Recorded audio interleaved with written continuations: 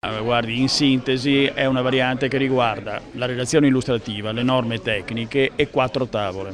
cioè la tavola dell'uso del suolo, perché abbiamo dovuto aggiornare praticamente la situazione del rischio idrogeologico,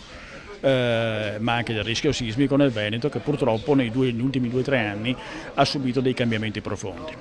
La carta della mobilità, perché abbiamo tenuto conto delle opere realizzate e questo per fortuna in Veneto ne sono state realizzate, ma anche degli aggiornamenti della rete transeuropea decisi dalla Commissione europea. La tavola delle biodiversità, ma solo per una questione tecnica di leggenda, cioè di introduzione della rete dei paesaggi veneti, e infine la carta della rete delle città, in quanto oltre alle città tradizionali che conosciamo sono state introdotte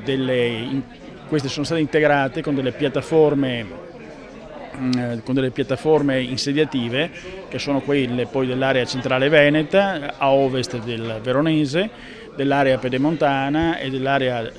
Po Adige, in queste ultime 2 aree con il sistema delle città costiere e delle città alpine. Questa è la variante.